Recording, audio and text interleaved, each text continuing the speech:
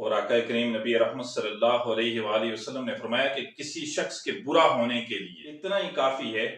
کہ وہ اپنے مسلمان بھائی کو حقیر جانتا ہے۔ یعنی آقا کریم نبی رحمت صلی اللہ علیہ وآلہ وسلم نے ایک پہچان بتا دی کہ کون برا شخص ہے، اس کی پہچان بتائی کہ اگر وہ اپنے مسلمان بھائی کو حقیر سمجھتا ہے اور خود کو سپیریئر سمجھتا ہے، خود کو بڑا بہتر سمجھتا ہے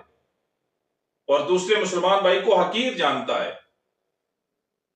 تو وہ شخص برا ہے۔ اور ایک اور حدیث میں آقا کریم نبی رحمت صلی اللہ علیہ وآلہ وسلم نے فرمایا کہ اگر کوئی شخص کسی گناہگار شخص کے لیے قسم اٹھا کے یہ کہتا ہے کہ فلاں گناہگار شخص جہنمی ہے، اللہ کی قسم فلاں جو گناہگار شخص ہے وہ جہنمی ہے، تو اللہ فرماتا ہے یہ کون ہے جو میرے نام کی قسمیں کھاتا ہے اور یہ کہتا ہے کہ فلاں گناہگار شخص جہنمی ہے، میں نے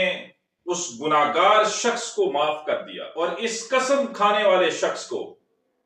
جس نے قسم کھا کے اپنے دوسرے بھائی کو حقیر جانا ہے، اسے عذاب میں مبتلا کروں گا۔